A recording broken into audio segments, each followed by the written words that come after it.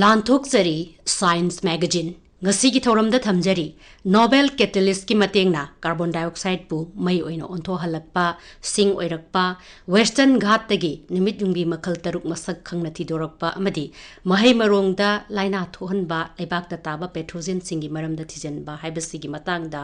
ICAR ꯂꯝꯐꯦꯜꯄꯥꯠꯀꯤ plant pathology ꯗꯤꯄꯥꯔꯠꯃꯦꯟꯠꯇ DBT-BioCARE Women Scientist ꯑꯣꯏꯔꯤꯕꯤ ꯗꯣꯛꯇꯔ Sumitra Phurailatpamꯒ ꯑꯩꯈꯣꯏꯒꯤ ꯃꯤꯍꯨꯠ Laishram Chingsanglakpaga unaduna wari shaba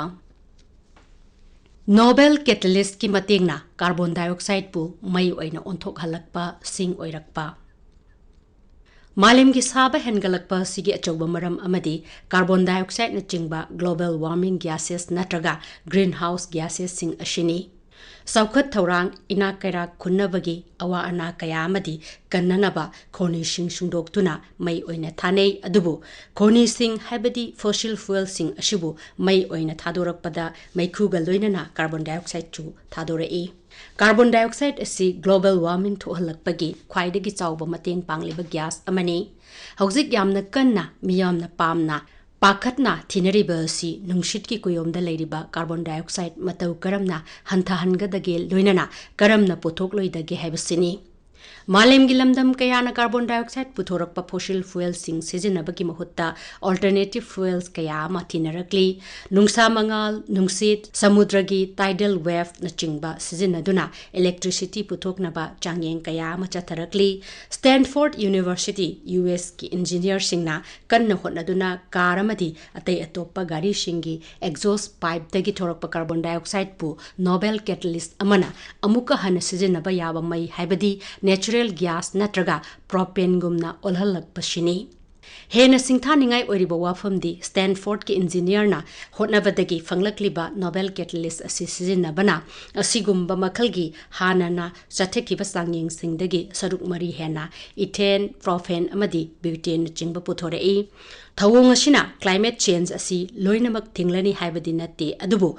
mai paklakliba wafam asina global warming gi impact khara makhaidi nemtha halagani Stanford ki professor Matthew Carnello na haibada oirakliba phibamasi asumna hai carbon neutral cycle amada carbon dioxide na fuel amuk oirakpa dugi carbon dioxide amuk thorakliba carbon dioxide aduna fuel amuk oirakpa gi mawongni hauzi ki oinadi sathariba changyeng asi laboratory da confine tawribani adubu masina leptana sathaduna industrial scale da satharaklabadi achoba mai pakpa amadi shoidana oiragani Sathariba changyeng asina thijingadaba amana hairiba sathariba changyeng asida carbon monoxide na chingba tamthiraba gas sing thohalaktaba haibashini Stanford ki changyeng chathakiba kangbu asina ruthenium amadi iron oxide nanoparticle sing sizinaduna catalyst oina puthokhi Western Ghat tagi chum numit yungbi makhal taruk masak khanglakpa Indian subcontinent asina sahi million yankhai ga nipan mamangda African land dagi tokhai ta khiba adwai dagi on khiba habadi evolve to khiba numit yungbi Dravido gecko enamelensis yauna Dravido gecko gi family da lizard species taruk handakta inau nauna Western Ghat ki mafam khara dagi nauna thidoktuna masak khangdokkhre Hariba makhalgi numit-yungbi makhal asi mamangda supna tangi makhal amakhakta makhangduna leirambana handak phanglakliba paw asi tarai na lofam thokte akoibada phangliba sa kai tin kang napi singbi singi matingna aikhoi pumnamakna hingminaba ngamlibani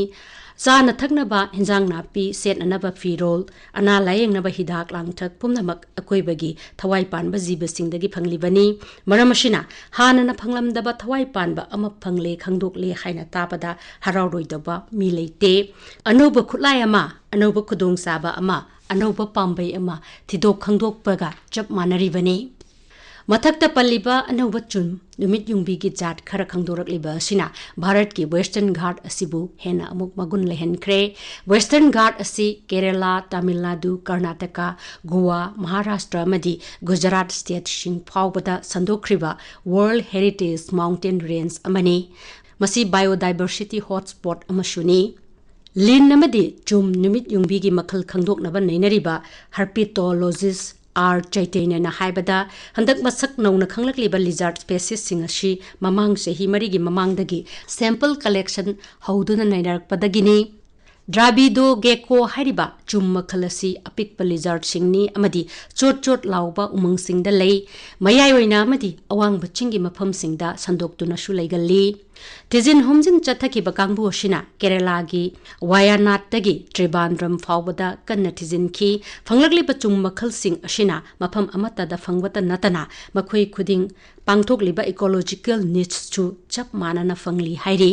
Maramasina, Makuishing a Sigi, Sawong Sada Iman Manei, Kaziktang Kenei, Maramasina, DNA based molecular analysis Toba Matautaki, Fanglaklipa Pawashina, Makatana, Western Ghatpu, Tidok Humdok Tuna, Hena Mamutana, Ngak Sena Bakanghalagli, Hauzik Tidok Tuna Fanglakliba, Chum Makal Sing Adudi Matang Sitna, Drabido Gecko, Septen Trionelis, Drabido Gecko, Janakia, Drabido Gecko, Tolfali, Drabido gecko Megamalensis, Drabide gecko Daugla Sadamshi Amadi, Drabido gecko Smithini,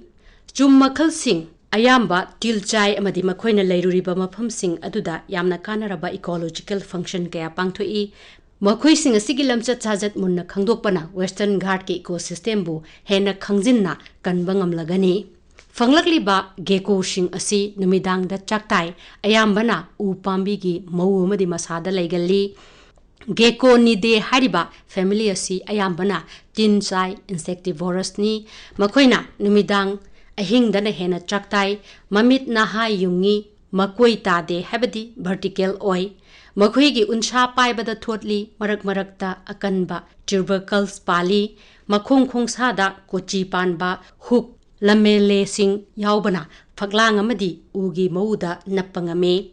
Mamay sing da fet tungsinduna thambangami Ken kraga amuk hogalakpangamba mamaini South East Asia gi Great House gecko shing Khwaidagi chauba gecko shing gi marakta amani yum da fangliba wall lizard natragana house gecko Hemidactylus bebroni asidi malem gi tropical oiba mafam singda sandoktuna lei Aroi beda thamjari Mahei-marong da leina thokhanba leibak da taba pathogen singi maramda thijinba hebasigi matangda ICAR Lamphelpat ki Plant Pathology Department ta DBT-BioCARE Women Scientist oiribi Dr. Sumitra Phurailatpam ga ikoi gi mihut Laishram Chingsanglakpa ga unadun wari shaba Soil-borne pathogens haibadi leibak da taba Microsoft sizinnadragadi akoi mioi bigi minna uba ngamdraba Pikrava Jiva Singh, Haibidi microorganism Singh Asina, Mahei-marong da leina kaya thonduna, lau singu bagi potok asukimatik handa libani. Asigumba soil-borne pathogen Singh Asina, Mahei-marong Singh da karamba leina Singh tholi aduga, masidagi ngak thoknaba karamba pambai Singh lay haiba hiram sigi matang da khananaba hujaina unazari basi Lamphelpat laiba ICAR gi Plant Pathology Department da DBT-BioCARE Women Scientist oiribi Dr. Sumitra Phurailatpam ni. Ahanba magtada sombu taram noksari. Thank you. Akoi mioi bagi Mahei-marong da maruina tariba soil-borne pathogen sing ase masi kari no thambia. Sida pathogen hariba sida chingaktori base fungi koi mayamna khangnariba kokphai suza Pythium, Rhizoctonia, Fusarium, Verticillium, Macrophomina mayamna chingba fungi se koi soil-borne fungi haina khangnai adu bacteria da hairagana ralstonia koi will ka to haliba adu agrobacterium streptomyces moisingsina mu bacteria gi kangbu kharane koi soil-borne disease to hanbada mating pangba pathogen sing adagi mu virus ti yamna leite soil-borne oibase yam maru oibada mu amaka panjage maming oina soil-borne wheat mojak virus na koi swaida di ta de madu adagi mu nematodes ta hairagana koi meloidogyne kind of root knot nematode haina khange heterodera moising se soil-borne leina to hanbada yamna achauba role lauriba pathogen ngaktane na thamjage koi iramdam Manipur da maruina Mahei-marong da tariba soil-borne pathogen sing ase masidi kari no thambia akoi Manipur da hairagana akoi Manipur di phawna yamba thanai phawda taba soil-borne pathogen kharagi maming panjage ahambada stem rot akoi stem da pumdharakpa patharakpa adu masak oina su my structure khara su form tawbanebo koi thoiding maru gumba oina maina kitang stem do hangdo oga yengbada adagi seed blight kind of moisna mu Rhizoctonia na thohanba foot rot Fusarium na thohanba moi khara se koi ꯐꯧꯗ ꯌꯥꯝ ꯇꯥꯕ soil-borne disease ꯉꯥꯛꯇꯅꯦ ꯑꯗꯒꯤ ꯑꯃꯨꯛ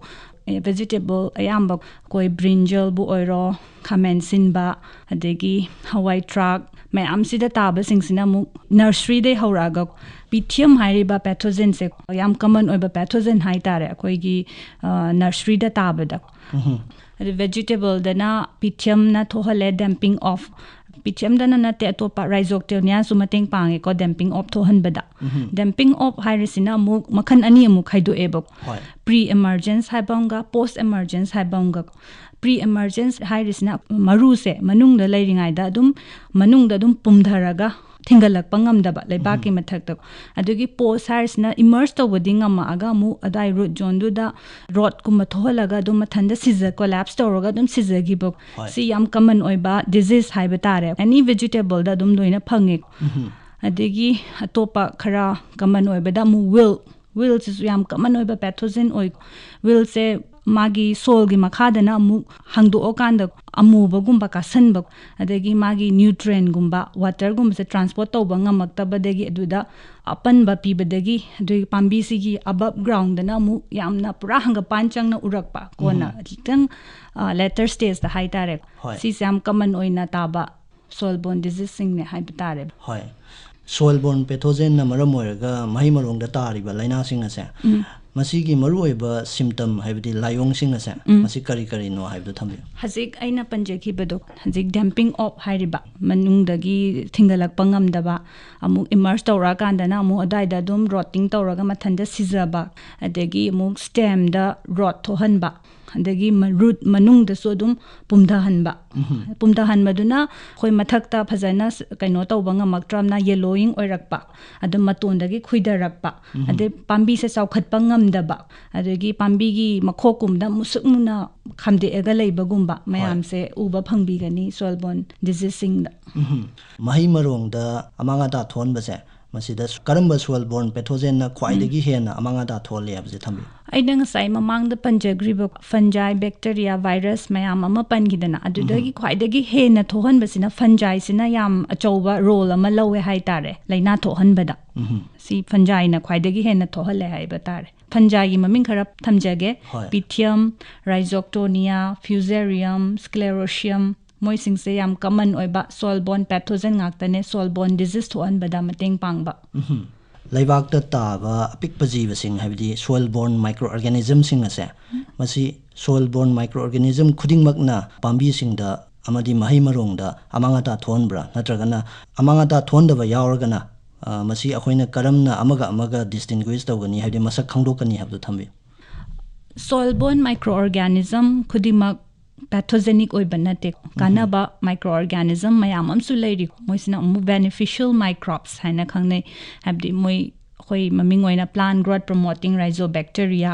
adegi khudamoina hairabada mayam hazik seasonary Pseudomonas fluorescens Bacillus subtilis adegi Trichoderma mayam se kanaba microbes ngaktani khoi pambi da kanaba pi ba haitare kamaina kanaba pi habaduna plant gi growth kumbada growth promotion da kanaba pi adegi moisina khoi gi nature da phangba atmospheric nitrogen gumba se fix tawraga pambi da kana hanba adegi hormones gumba puthokpa hormones se pambi da su dum darka tai moi growth tawbada adegi mu khara amana biocontrol agent oina seasonaba yaba biocontrol agent sina kamaina season nei habada competition tawba ani se pathogenic and non pathogenic se food kumba nutrient gumba gi compete to hanbada non pathogenic sina pathogenic da nutrient gumba adumada phanganda badagi mathanda adum starve tawga sizabo sumba sina mu beneficial microbes ngaktane ba adegi mu antibiotics kumba su puthokpa lei microbes kara leiba moisina moida puthokpa antibiotics se pathogenic da harmful ohenba adumaina sizaba mathanda adagi mu parasite oina mu hingjanba amana ama hatuk na ba haitare si sumba beneficial microbes mayam am su like non pathogenic oidaba si sina mu pambi da kana ba piba microbes ngakta oidoribani akoina soil-borne microorganism se kamaina identify have the beneficial oiba se kamaina identify tawni akoi tung da seasonaba yanaba akoina soil khara pora ani akoi chumnagi yumda tawba yaba experiment dinate akoi lab facility phazana leiba mafam amada pura chatlaga soil the cereal abdi ising khara hapaga dilution phazana mahi olhalabok adai magi dilution tawraga akhoi sina amuk magi kanaba have this organism the hogalaknaba nutrient gumba medium da hawhalani adai hogalakpa media do akhoi microscope kumbada observation tawrani adegi observation tawraba my structure kai kai budi khara uba phangani ko aduda but akhoi aduda surety pibadi ngamoyeba my manaba structure tholak tarasu adugi koi shi se akhoi trichoderma ni sisina akhoi pseudomonas ni habadudi kasum ngamoyeba haibdo aduna ma se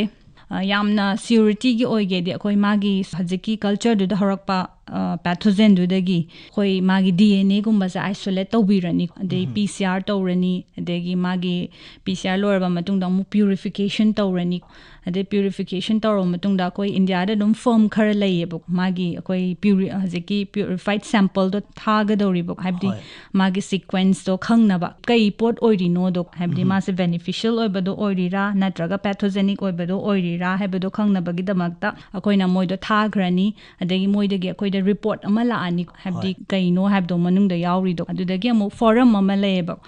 National Center for Biotechnological Information haiba mok aduda moina pirakpa sequence to khoi aduda hapchalaga yengani bo kai oirino habdo ka aduda my identity gumba thola ani khara manaba haitare akhoi gi potuga khwaidagi hena manaba do thola ani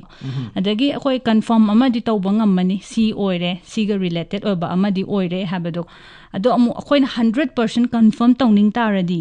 koigi sequence to haziki NCBI sida submit tawsanbirani aduga moina matam kharagi matungda adum confirm tawrani ba si sini species na sini habado admai tawraga aduda beneficial oramba tardi akoi makha chathana akoi formulation gumba semba yai akoi fill the china book admai tawba yai haibata hoi methyl bromide hariba chemical ase mase akoina matam kuidabagi mamangdagi soil-borne pathogen na maram moiraga Mahei-marong da tholiba laina sing ase masidagi kannaba akoina sizinaduna laklabane adu methyl bromide che hujik thingkhriba se masi kari maram gino habdu thambi methyl bromide tang na te chemical sizinaba haibasi mata kanamta pamde chemical yauba pot se kanamta chaning de chemical chaiba habdi fertilizer sizinaba any fungicide sizinaba pesticide sizinaba hinjang na pise kanamta chaning de dana ado khara sida methyl bromide ka hasna gas oina form toba chemical ne ba moise koi soil sida moise hapchalaga my gas produce toba ado moi singma chemicals akoi environment da pollution thok pada mateng panghale health kana de chemical health hazard thohanba adegi aina hazik mamang da panjakriba beneficial microbes to abidi moina target toba pathogenic to dang nataba akoi beneficial da harmful helakpado moigi survival handa halakpanina hazik withdraw to hole haitare soil-borne pathogen na maram moiraga Mahei-marong da tholiba laina sing ase masidagi kannaba ekoina hoje anauba kari upai sing kari measure sing leire habdu thapi ahamba makta da thamjage sanitation luna nana leiba haiba koi mioiba da dang nataba koina thariba pambi sisu luna nana thambiba soil-borne pathogen se magi kano surrounding da leiba drainage system isingum da tungchalaga thamdaba phajana mai chendhabam pibibok adegi amu air circulation pambi amaga se phajana air circulate tawba ngamhanbibok adegi akoiba da